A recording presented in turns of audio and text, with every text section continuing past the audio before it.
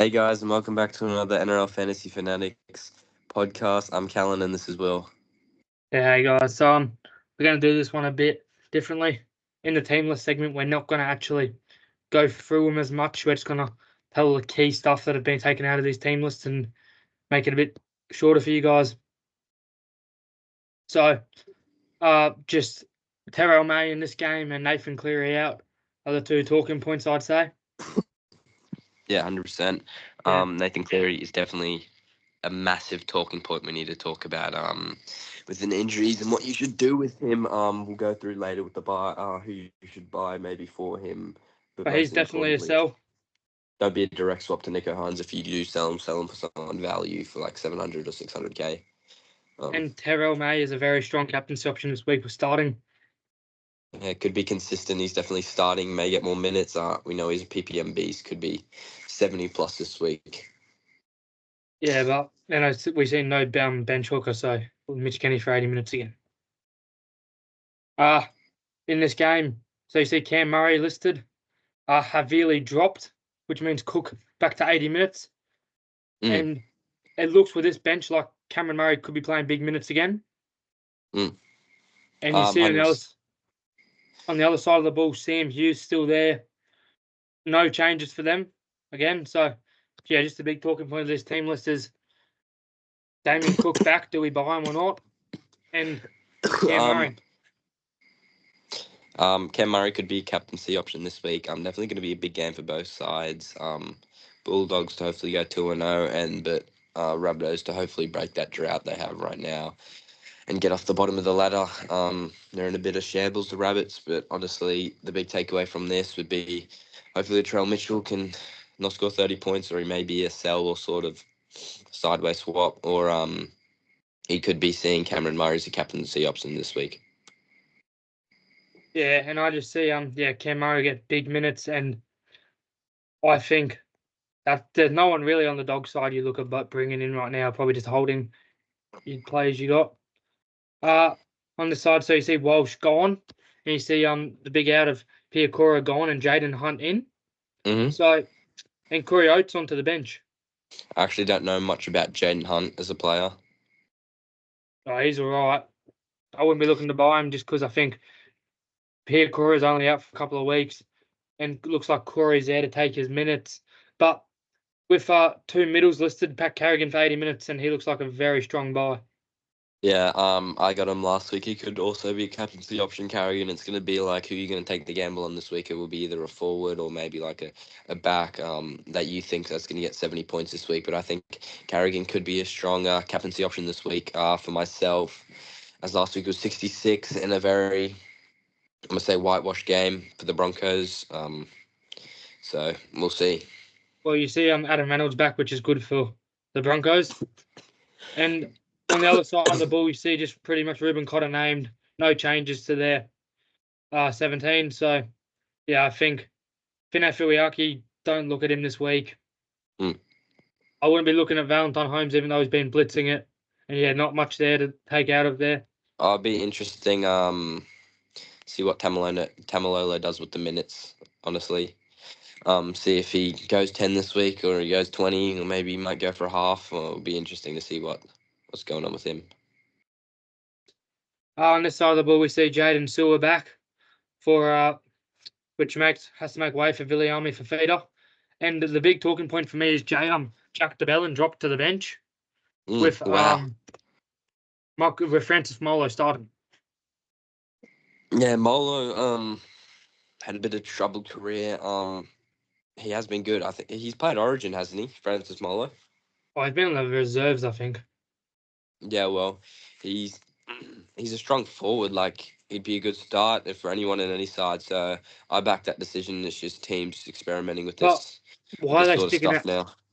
Tom Eisenhower for 13 and not Jack DeBellin when last week Jack DeBellin was one of the last year's Jack DeBellin was one of the best locks. Well, I don't know. Jack DeBellin, he's a reliable guy. He'll still get 40. He'll still get 40. He could get 50 off the bench. We saw it a couple games last year. But on the other side of the ball, we see Ben Travojevic listed, which is good. Turbo there. I think Turbo's a very strong option this week, even for captaincy. And not much else here. I'd look. Ola Kawatu looks like he'll be a good edge and could be a season-long keeper. But yeah, not much on that side there. This is a big talking point. So you see Jaden Campbell listed at the 1. Keeney dropped out completely. David Fafita onto the reserves, which I assume he comes in for Khalees Haas. And he'll only play probably 60 minutes with Khalees gone on the bench. Yeah, so I think you look at David and you see another one is probably one of the best and most influential forwards in the game, Tino Fasil-Malawi, out for the season with his ACL. Best wishes to him. But there's a few forwards here that become very, very interesting now. You see a Jermaine Jolliffe 100%. or a Chris Randall. But I definitely see one of these guys won't get all the minutes. I reckon it'll be shared through like Aaron Clark and all these blokes. The minutes will be shared, so Tino's position will be, I reckon 40-40 will go either way, and the minutes will be shared in that role. I don't think there'll be one outstanding bloke who will get that 80-minute role that Tino usually sometimes has. He can be on there for at least 60 minutes, Tino, so I reckon it'll be a shared role. So if you were picking up one of them, it might be a bit risky with minutes because I think that position would be shared with minutes. Yeah. So on the other side of the ball, you don't see much. You see Ray Stone back from a head knock, and you just see Max Plath still at the 13, Ewan Aiken still at 12 with no Connell Lemuelu around. Isaiah Katoa sticking with that 7 spot. No bench hooker for Jeremy Marshall King, but not much on this side I'd look at either. No, and then maybe Hammer, he was firing. He's in some guy's team. He's a bit of a cheaper option. You could see Herbie losing some money. He could maybe be a buy later on, but you just got to wait and see with this Dolphins side. Like, there's not been too many outstanding fantasy players this year with the Dolphins. So it's just sort of a wait and see team. Like, they're still a freshly team in the side, and I don't see any massive buys you should be having out of the side. So massive buy here, Roger Tuivasa-Sheck on the at the fullback with, I think Adam Pompey comes into the centers. Yeah. Yeah, which I feel like that's looking at Roger's a good option this week, but I feel like it's kind of a 1 week option and it'll score you all right at center. Not something you can bank on. I think 100%. Wade Egan returning, which is good for if you need a hooker. And not much else here. Just Dylan Walker back could affect Tohu Harris's minutes. But that's all I'd say on that side. And then you see Jack Cogger keeping the 7 spot. Adam Elliott keeping the 13. Kai Pearce-Paul keeping the 12 with Dylan Lucas at 18th man, which is good for the owners of him. He looks very strong. 100%. I'm excited to see what Jack Cogger can do this week. I reckon he could be a buy in the Origin period, or maybe even this week for Cleary. He'll be a cheaper option. He's losing money, but I reckon he could be a gamble you're willing to take, Jack Cogger. We know he's done it in the Penrith side where he scored those 60s and 70s last year, so he can do it, and he will be hopefully get that kicking role a lot more and a lot more kick meters, especially hopefully a couple more attacking plays this week. He definitely against 2 attacking sides here, so I could see Jack Cogger, if you want to take it, is a riskier option. From Cleary downgrade to Cogger, and you could go a cheaper guy to value there. So I'm excited to see what Cogger can do this week. Yeah, and you see Kai Pearce-Paul, he looks good, and I don't think Brady Jones will stint him too much because last week you saw Tyson Frizzell move to the middle and Leo Thompson out with that 1 week suspension. So let me just rant very quickly. Rory the Horse, one of the best locks in the game last year, played Origin, and he can't even make the Raiders side. What is going on there? Like, I have to understand. He blitzed it in Q Cup last week, and they're literally taking Sulo and Arta Mariota over him. I don't understand it. I still reckon there'd be like some injury concerns with him or something wrong. There's reason why. It was a suspension, not an injury. Yeah, I know, but there is no reason why they are taking Morgan Smithies over. Big Red. Against Corey Horsburgh. Like, there's got to be something going on behind the scenes that Canberra's just kept a secret or something for Big Red not to play, because it was going to be a massive comeback for him in this round, especially against a downgraded Cronulla outfit, who hasn't done the best, but I thought he'd get that starting spot for sure. Not even coming off the bench at reserves. We could see a late change, but I reckon it's either just an issue that's happened at training with coaches, or he's not showing the effort or work at training that the coaches are willing to put him in the side for. So I don't Yeah, know. There's and something I going on think behind that, though. you see, Zach Hosking is a good option to hold for this week. Should still make some more money. Yeah, hopefully he still makes some more money. Was he in the 16 jersey last week, or was he in the 15 No, he was in or the 16 40? last week. Okay. So But hopefully they still give him some more minutes, get 40 again. I I'd be also happy with that. I also see Nick Patrick dropped for James Shearer, and I see Seb Chris added in. That's a good option. Seb Chris and Jordan Rapana is a good option, and so is Jamal Fogarty. I'm saying Jamal Fogarty is definitely a good option if you want to trade Cleary, but you definitely want to do it for value. You want to get two value plays. You don't want to get any cheap options this week. You want two massive value.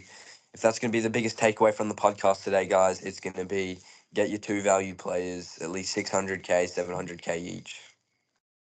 So you see Eero listed here, and you see just a really downgraded pack for the Sharks, and I think that the outside backs for the Raiders will run havoc around these blokes. Yeah. I think Yeah. that Cameron McInnes looks like a very, very good option this week with just that bench. Like Billy Burns is an edge. Jack Williams will play 13s, and who knows? Like these props don't play 80 minutes. I think Thomas Hazelton's a weapon, and he'll play a fair bit, but I wouldn't be looking at him. So really, on this side of the ball, I'd only be looking at Cameron McInnes. 100%. You look at those three forwards out. So last game of the round, we see. So I think this game's. Oh, so never mind. Tottenham. You Is see, it Easter Monday or? yeah, Easter Monday. You see Bryce Cartwright listed. That'll change. I think Kelma Tuolangi or Ryan Madison comes into the starting lineup. And personally, I think if you can bank a trade and wait to see game day swap, and if Ryan Madison is in our starting spot, I'd consider putting the captaincy on him, honestly. Maybe not that far, mate, but he could be an option like we saw last year when he was getting 70 plus minutes. What was he scoring over 60 plus consistently? Um, it's going to be interesting with the Eels with this week. So many injuries. I'm sorry for Mitch Moses. He had an awesome game, but if you got him in your side and Cleary, I would probably not trade. It'd be tough to trade both of them out this week. I'd hold Cleary Just over really, Moses. yeah, it's just really Definitely. difficult with the bye with Storm as well. Like most likely, you guys, everyone has three players in a bye: Pappenhausen, Grant, and Joe Chan. So it's a difficult Yeah. week. I think this week, Clint Gufferson and Dylan Brown, they look like good options. I think Blaze Talangi, you give him a week, see how he feels, and I think Will Penasini drops off with no Mitch Moses there. Joey Lustig will play 80 minutes, hope for a bounce back. And now to the Tigers, you see Galvin keeps the spot, the exact same team, other than Alex Twall out, which sees Asuka Poa come in. So maybe you could see a Bateman maybe to 13 and Asuka Poa on for Bateman. But I think, yeah, it is just you're happy with Api Coruscant, you'd be looking to buy him, and I think that's about it. So Yeah, that's probably about it in the Tigers outfit. that's all the takeouts for the team list. So now we're hearing a lot about wing fullback roulette.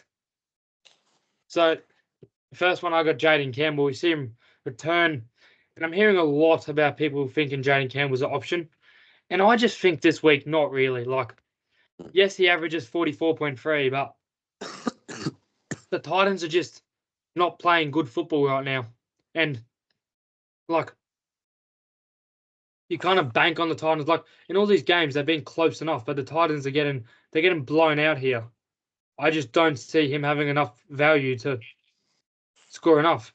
Do you agree? Or I'm giving him a week just with. He could be a good option with the wing fullback issue at the moment. He could be a direct swap to Kinney, but I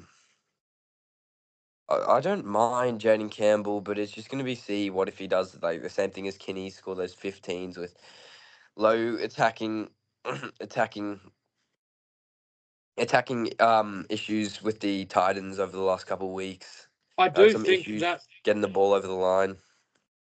Dave the feeder on the emergencies really helps them, but I also think losing Tino decreases them because he's their main man in the middle. I'll say that Fafita will hopefully play. I'll definitely think he'll play. He'll be a late swap into the side, most Yeah. likely. So I think it's safe to say give Jaden a week. So Mm-hmm. on to James Tedesco, he's been blitzing it this year. See, he's just running with more force and just running big meters back to his tackle busting best, scoring tries. What are your thoughts? Like they got Penrith. I still think Penrith are formidable force with no Cleary, and I just see like their draw gets tough. Melbourne, Newcastle, they're no rollovers. Brisbane Broncos not a rollover. Either in New Zealand, like yeah, I think their draw gets tough. What are your thoughts? Um, I still don't mind James Tedesco even against those tough sides. He's got the ability, even in Origin level, to slip away from tackles, make tackle busts, run meters. He's just got the ability with against any solid side, against anyone, he will be able to hopefully make you points. He had a bit of a down season last year, and he's just come back this year firing. And I think it'll be a continuum on what the last 3 rounds have done for James Tedesco, and I think he could be a lovely option. It's mostly just who do you pick up, like Tedesco, Ponga, Drinkwater. Yeah, Like who do you choose? It's a bit of I flip think of a coin. I think the good thing for James is his team playing good footy this year. So on the turbo. So at the end of this, we'll rate them all. But personally, I got Turbo as my number one buy this week. I just think like he could have been absolutely blitzing it. And you see last year, like he still had the hundreds in his game. Like he wasn't playing very good footy, and then he just goes and turns on his hundreds, and you're happy with these scores. Like I think, yeah, he hasn't really scored many tries, not many try assists at all either, and he No, very easily in that game he had a line break try just taken off him, which could have seen him go up to 60 and you're like in your life. And they're playing a St. George Illawarra Dragons team, which looks decimated. I'm really happy with Turbo in the last 3 rounds. How consistent he's been with those 50s, 40s, and 40s. He had definitely a drought last year and dry run you see there. Um, he looks fit, he looks healthy, he looks enjoying the game. And with a strong manly outfit, he'll be looking deadly, especially with their outside backs looking electric this year and the pace they have. We could be seeing Tom Turbo will be an absolute, could be a massive buy, and I see no reason why you shouldn't put him in your side. I just Um, see Tom at 670k. Like you're getting Tom Trbojevic at 670k. That's all I got to say. yeah, People were thinking of like buying look, him a couple of years ago when he was $1 million. Now they're not thinking of buying him at 670k. mm, I think he's an absolute steal at this rate, and there's only upside to him. Like the research pretty and the stats pretty much tell it all. He's had 3 consistent rounds. Just it's just good signs for Turbo. I reckon. Just strong manly outfit. He's everything. I reckon this year. Yeah. So Scott Drinkwater, bit of a pod, and just what are your thoughts? Like you saw what he could do last year. He had games of 70s, but he also had games of 10 or games of 27, games of like 12 in 80 minutes. I just think, what are your thoughts on Scott? Like you know what he can do. Like you saw it through the middle of last year. Mm. I had him from the start, from the middle-ish, start-ish to the end. He was awesome. He was a guy that didn't play Origin up until the end, and then was able to produce greatness. The thing for me is he's playing three sides that are decimated. Like the Broncos are decimated in their forward pack. The Gold Coast Titans are decimated, and the Parramatta Eels are decimated. So I feel like there could be a few rollover games there for him, and he could get a few cheap points. But you saw they rolled over the Dragons, and he still got 2 try assists, a try, and still only picked up a 56. Although it wasn't a very high outside back scoring game. Mm. It's just whether or not these backs are going to get their hand on the ball because it just depends on every week. They either can score 20 without getting any ball on their hands. Or one week they could be looking absolutely electric, scoring at 80, like around the play in every single play in every single set. So it's just about with these wing fullbacks, like who's going to be around the ball the most. Yeah. So on to our last of the young wing fullback. So you think about it is Clint Gutherson. Look, I've been talking about him all season. I knew his time will come. And just something that has my eyes here is Mitch Moses gone, which means his goal kicking and Mm. his stats without Mitch Moses are amazing. He averages 60 at fullback. And you see, there's 102 there with 0 tries. He's got an 88 with 0 tries. He's got a 69 with 1, a 61 with 0, like a 74 with 1. I just think with that draw, he could do very, very well and good stuff for your side. Yeah, there's also very much upside with him, especially with Moses gone and that goal kicking extra points there. But the He thing just that Clint seems, Gutherson catches my eye is that 100 definitely catches my eye with 0 tries. Like he'll be around the ball a lot more, and I talked about that last time with the Scott Drinker as Water. He'll need to be doing more attacking jobs. I reckon he'll get in the kicking more. Tries this opportunities will open up from Clint. yeah, I just see Clint runs the ball more and he kicks more in general play. But yeah, I think Mm. I'm all over Clint this week. And I've got those three ranked as pretty much Turbo, Clint, Ponga, Tedesco. Hmm. And let's talk about Um, Ponga right now. he's in my So side. he's been struggling this year 35, 39, and 52. But you see, in that game of 35, if he got that line break try assist to Bradman Best, he gets to 50. And it's like he averages probably close to 47 if he gets that try assist, line breaks. So I just think Ponga, you lock him in, he'll be good for your side. No, I What are your just thoughts? like Pongus so much is because Kogo, I reckon, will unlock him. I guess the loss of Dom Young, he might be a winger, but he ran a lot of meters last year. Hopefully, Ponga will run some more for him, filling I in know. for I him. think it But actually affects Kalen Ponga, them losing Dom Young, because he's just missing a guy that he could like just pass the ball to and pretty much get a cheap try assist. no, I reckon Ponga next week. He looked all right on the weekend. But I really expect big things out of him. Um, he looked like he's been getting around the ball a lot more, and he's been due for those line breaks every single game that he makes. It was a bit disappointing. One of them was with like a try disallowed, but I reckon Ponga could be the safest option out of all of them. If you were going to go one, um, would be the safest option, which I've gone with Ponga myself.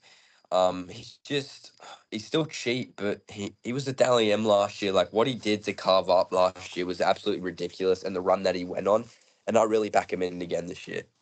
Yeah. So on to a player that's been on my side and I've been very happy with. It's Jordan Rapana. I think this season he has an average of 46.7 and he's been really good. Like you see games of 95, 102, 84 at fullback, and then you see like he's gotten a 61 there and he's very consistent at fullback. I think like Jordan Rapana, I'd put him. So I put it Tedesco, I put it Tommy Rapana Gufferson. What do you think? Mr. Rapana, I've never been fond on him. I've never been fond on Rapana. I've never had him in my side. Never thought of it. He's He's got a low break even. 541k. Yeah, a bit expensive, I reckon, for a guy like him.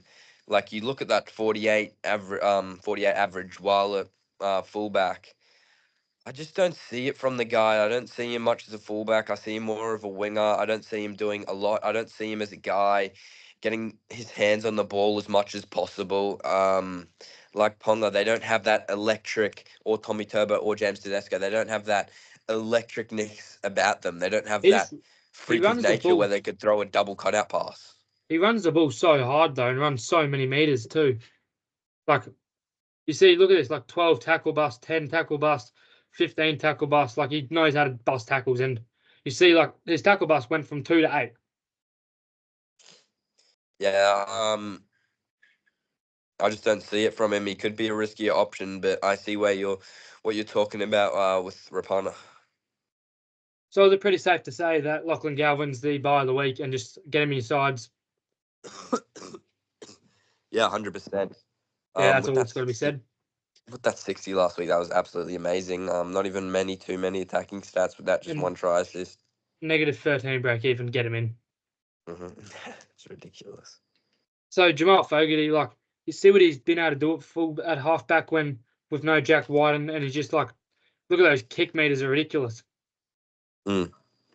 He's Um, tackling well, taking goals, hasn't had many attacking stats, which I think could come, and he could very easily average a 65 for the season. yeah, I really like Fogarty. Thinking about him in the preseason, picking him up, but it was just the price at the moment. But Cleary's gone. I think it's a perfect time to pick up a guy like that, just someone who's going to be consistent and will score 60.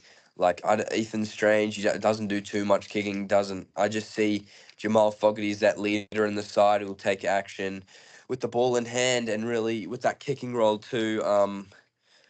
Raiders have looked pretty decent this year. That's the one reason I didn't get him, because the Raiders just look like a weak outfit, and I think it's a perfect time to get Jamal Fogarty.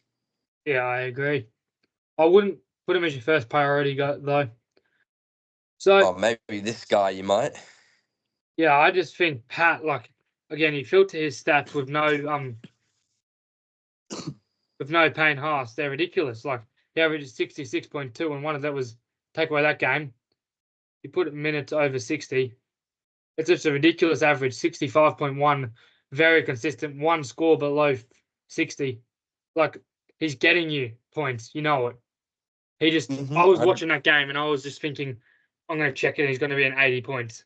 Like, he's an unreal player. If it wasn't for a washout, I reckon if it was a good hard fight up the middle, Paddy Carrigan would have scored 70 plus. And with the Cowboys this week, I think it will be predicted score of about 20 to 16, and hopefully a middles game with Cotter and Tamalolo fighting it out, and Paddy Carrigan really leading from the front, especially with no Payne Haas. It just gives them the minutes, gives them more runs meters. Hopefully Reynolds will be able to give him some more runs this week, like he was missing Reynolds last week, and I think that unlocks Paddy Carrigan a bit more. It may sound a little stupid that a lock gets unlocked by a halfback, but I think Adam Reynolds brings a sense of consistency to Paddy Carrigan's game. So is Piacora just as safe to say he's a clear sell? Like, he's out for a while, and you think about it, like, just he's had good scores at second when starting second row, but I just think too injury prone. Like, you look at this, he's done HIA, done his ankle. Like, I just think Piacora, they're not using him as much either. Oh, I don't know. I think it's safe to say he's a sell for me. Well, he's not a bad footy player. Like, what he did last year in the grand final was pretty good. We know he can play footy, just has not been able to show it this year, especially like round one. He had the concussion. Round two, he had another concussion he went off with, and round three he played in the centres. So we just haven't been able to see it from old Piacura this year yet. I'm He's out for like awaiting my 4 turn weeks with him. too. Mm. Yeah, so again, you're looking at Tohu Harris. You know what he can do at lock. He waxed it at the start of the season, just unreal. And you see that game was with a HIA. Are you looking at him or not? Myself, I've got really stacked middle lineup, but myself, I won't be looking at Tohu, but I see why you should. If you're looking for a middle, if you're looking for someone like that to just deepen your middle with Cleary out, freeing up some cash, this is definitely a consistent guy you can go to. We know he's very consistent and can get you those 60s, 70s, and will lead the top of the fantasy points pretty much nearly every game for his side, especially with that Well, low 4% ownership. for me, I've actually got Tohu Harris over Pat Carrigan as a long-term option, just because he's a Kiwi. He doesn't play Origin. Like, he covers round 16. Carrigan will most likely not back up in 14 or 18. 14, 17 or 20 in one of them at least, and he plays all of them. So I think if you're looking for Origin and look to push points, Tohu over Pat, but if you're looking just for points in the short run, Pat over Tohu. I think Tohu will be a good option for your side though. So Jacob Crouch, you saw him go boom on the weekend, but you've also seen scores when playing at centre. He's in a gun. He's had 89, 65s, 52s, and 80. Yeah, just what he thought. Like you can see that he still gets 25 with 7 missed tackles, but he's never really been a massive missed tackles guy. No, Carraz. If you look at it, I think it was 2021. He had that bit when he was getting 70s and 90s even. We know he can bust a lot of tackles. He's a freakish young talent. And can be a weapon for your side. But there may be some weeks where he hasn't been unlocked. I think something's just like he averages a 48.1 at centre with 2 tries and 3 line breaks in those things. So I just think like he's such a tackle busting, offloading player, meters gained player that like that's how he gets his points. Yeah. Carraz, there's upside and downside to him. You can expect those big scores and you can expect those low scores. Just need to get his hands on the ball. But some games, I feel like with him, he could either get rattled early on and just, like watching him, he could get rattled early on and just not be able to perform. But Titans was one of the game where it was just an absolute flogging and he was just in his element. Oh, you can even see him on the wing. Like he's got games in 98, Yeah. 53, 57, 90, 48. Yeah, he's a very quality player. So is it safe to say Isaiah Yo is just, if you have him, chuck the C on him, and would you be looking to buy him? I wouldn't be looking to buy him, especially just with his 903K price. Only because just with Cleary, it sort of seems like a direct swap for a more higher valuable player with Yo. But maybe you could be looking at him without any, if you don't have any captaincy options at all, and you're looking to spend that cash on him. But definitely this week, again, key value taking out of this podcast is get your 2 value plays out of their 700K each. Who you know you're going to score points. But if you're looking for Yo, yes, he'll score you 70, 60 this week and is an absolute consistency gun. Only had that one score at 38, I think, was during Origin, and the rest were above 50. So, like, if you can, try and get him in your side. Yeah, I think Yo, you could very much put him in, and he'd be a good option for your side long term. He's got the round 6 bye though, and I just think round 6 bye, Cleary will be back for a round 7, so it's just a bit of a nothing thing, and you have to trade him for Origin anyway. And you don't really get to maximise your value, which is what you want to do early on in the thing. So it is safe to say Zach Hoskins a hold, break even at 28, and he's seen what he can do at the second row and off the interchange bench with like you see what he can do at second row, 90s in this game, very consistent, and then off the interchange bench, like you just saw that 48 and 60 minutes. If he plays 60 minutes, like he's definitely a good option. Like he feels a 53.2 average and an average of 72 minutes with games of 56 and 60 not on 2 minutes, 65 and 69. I think with that 60 minutes, he's a safe hold, especially this week 100%. when he's got that lowest break even. 100%. Yeah, I totally agree with you. Like, he's definitely a hold, especially with so many injuries, so many red ticks against names and hazard signs. He's a hold, definitely because he's priced low break even. Hopefully, will make you money and still get. Hopefully, he'll get less minutes this week with Elliot Whitehead slowly making his progression back. No, I think he'll get the same. See a good 40. I think the plan for me is round 7. Zach Hosking probably maxed out at like 780k. Swap him straight to Nathan Cleary. Yeah, you could see that, Harry Grant. So Harry Grant, safe to say, he's a very good hold. He should be held, and because I see people selling him in the who's not list, it's like 1.5%. But I think he hasn't played his best this season, and he still managed to pump out a 58 and a 52 average. And I think Grant is just getting started. Yeah. If you're selling him, you're just a fantasy amateur. You just need to, like, if you're trying to sell someone on a buy, just don't hold him, because especially with a high value player like that, he's got some big scores in this year, and I reckon you could see him at 900k at the end of the year. look how good of a player he is. It's like 2022. He came into the scene. He played Origin in pretty much his first year of playing first grade, and he started in that game too. He's a gun. He'll be back. The Storm will be back, and Pappenhausen will be good for him. And they get troops back at the end of this week, Nass and Munster. Mm. So Xavier Wilson, you saw the 42 minutes. Is it safe to say he's a buy or a hold? Not looking to sell him.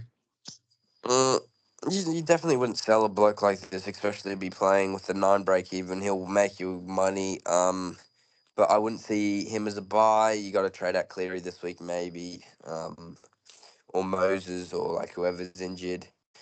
I wouldn't buy any cash cows this week or anything. Just go your value. But Xavier Willison Unless it's is definitely a Galpin. hold if you have him in your. If you, yeah, true.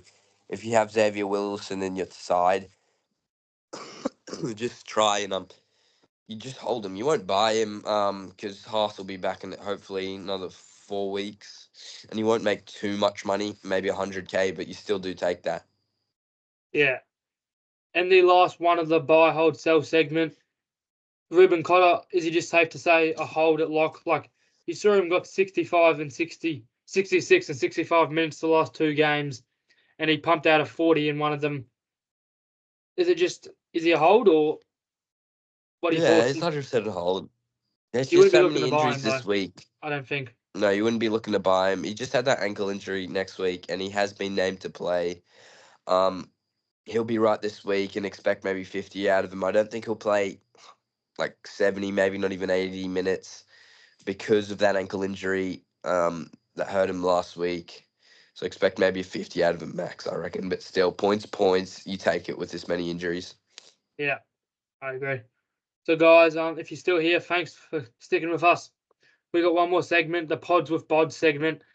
And look, Roger's not really a pod, but he's a pod with the relevant sides. So I just decided to put him in here. Well, And I he's playing, reckon that 16% ownership's just in like piss take sides, I reckon. yeah. I think Roger, he's Sorry, playing Roger. fullback. And we know what he can do at fullback. I'd consider him used to be the best fullback. And just so, like 48 with that Mm. much sample size, I think Roger can definitely be a good captaincy option this week if you pick him up. And if you pick him up and then play him at centre, like he's been doing a job recently at centre, so you pick him up this week for the fullback. Hopefully, you get to 70, which I could see him get, and then he plugs away with those 40s, 45s at centre. I think you'd be very happy with Roger. What are your thoughts? Yeah, Roger, I don't mind him. I've been watching him lately play, and he's still got it, eh? He looks better than when he left the NRL.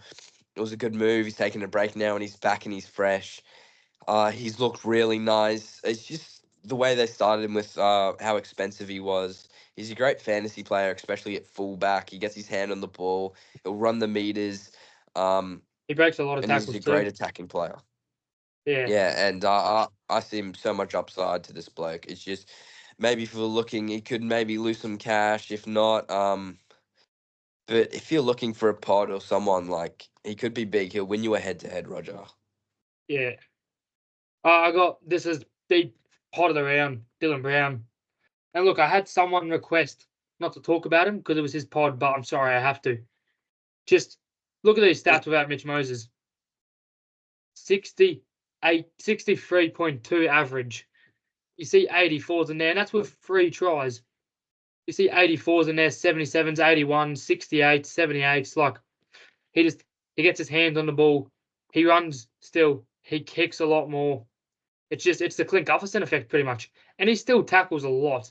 Because he still plays obviously. And like you look at these games at halfback, which is where he's playing, he still makes 32 tackles and 25 tackles. And he's a very good Mm. tackler. What are your thoughts on him being potted around? Um, Dylan Brown, you saw he lost me 2 head-to-heads last year actually with 2 players getting him in. It was that Moses time without Moses. He looked electric. Again, it's just he got his hands more on the ball and just the fantasy points just went up. The points just kept on coming, and I didn't have him on my side, and he was a heartbreaker for me. Yeah. Great option. So not many people have spoken about this guy, but Liam Henry. I looked at him actually at the end of round one. I was like, "Who is this guy? I'm keeping an eye on him." And that 49 had hurt me because I was thinking of picking him up. And I just think this week, no James Fisher Harris, no Scott Sorensen, no Nathan Cleary. He's going to have to step up. Like, I know Nathan Cleary's a halfback, but they're going to rely on him to be an enforcer down the middle. And that 42 minutes was very solid. Like, there's one or two negatives there. Mm. What are your I thoughts? don't know much about Liam Henry, but again with the downside, his upside is that he loses all these big middles and Cleary around him. Penrith are And a known for 7 that, break enforcer, even. and Ivan Cleary will run in his head. He'll be in the enforcer of the side, and he'll need to be make these big runs, and he'll be getting. I reckon he'll be a PPM beast this week. Well, look at his PPM in his career, but he's got a 7 break even too, so should make you a lot of money. Seb Chris, not many people looking at him. The thing for me is just look at his scores at centre. Like, you see games there where Seb destroys it. Like, you saw last year, 55 and 51 minutes. And you see games of 75 for Seb. Like, he's kind of the ride or die kind of player. Like, he averages 35.1 and he's got a break even of 27. So he makes you 7 points of value. But I think at 397k of the dual position, he's my second pot of the week. What are your thoughts? Seb Chris is interesting. Just with our pods and bods segment, it's pretty much go big or go home here. With Seb Chris, he could be an absolute pod at 1.61% ownership and win you heads to heads easily, make you those ranks up. But he could also have a little bit downside. But I really like Seb Chris in the way in your thinking here. He comes back after not getting a go and he'll be trying to make his move and make his money plays for the Canberra side to hold his position. Yeah. And we all know that he's a very good footy player. And the last one, it comes with risk, definitely. But he's played 2 back-to-back 80-minute games, and like he scored that 61 against Storm. We all know he's a good player, and I think that there's no injury to the edge, and Dylan Lucas could very much come back. But something that I am aware of that is how much do these Knights players, like their Knights edges, love scoring tries. Like you see Liam Fitzgibbon would do it, or Lockie Fitzgibbon would do it. And then you'd have Tyson Frizzell does it. Dylan Lucas did it in the trials. And now it's probably Kai Pearce-Paul to do it. I think he's due for a try this week. What are your thoughts on Kai Pearce-Paul? Just with the minutes, I've been really liking him. Especially again, super low ownership, so much upside with this bloke. He's at 550k, but I think that's a respectable price with him. You could be expecting some big 70. I think he's 100% due for a try. I was just actually looking at that the other day with the tries and how the edges for the Knights really love getting over for a try, and especially their forwards as well. So I can see so much upside to Kai Pearce-Paul. I just don't think you're looking for him this week. Like, if you need an edge this week, your team should be scoring well. But just where I sit this round, the last round. So, look, I'm going all in this week, to be honest with you. I'm keeping 219k in the bank, and I've put the C on Turbo, and I've brought in deal bags, and I'm playing with 16. Just what are your thoughts on those trades of bringing Keeney out, Cleary out, Dylan Brown in, Turbo in, with 219k left over? Yeah, you've definitely gone for two value players there with Tom Turbo and Dylan Brown. I really rate Dylan Brown. Again, that's why he's our number one. And Tom Turbo, he's probably definitely the one of the most upsided players there with in those wing fullbacks, in that massive wing fullback options you have this week. With Jaden Sewell back, your team is looking stacked with 16 out of 17 players. I'm Yeah, I very really, excited when really I get like a those trades. full side, to be honest with you. Mm. And next week, I'm looking at just probably the one trade of Brinton Piakura to Blaze Talangi, and just plottering along, keeping the cash for my big move of Zach Hosking to Nathan Cleary. Yeah, that's definitely going to be me as well. Going Hosking and Nathan. because you're going to have to get him back in your side at some point. He's definitely a gun. It's whether if you want to get him now, free up some cash and fill in those positions. Yeah. But yeah, thank you guys for watching. Best of luck this weekend. And please watch this one. We've put a lot of effort in, and we're trying to do what you guys tell us to do to make the video shorter and that and more engaging. So yeah, thanks for still being here if you are, and we'll see you on Monday for the weekend review. And happy Thank Easter, you. See you everyone. guys.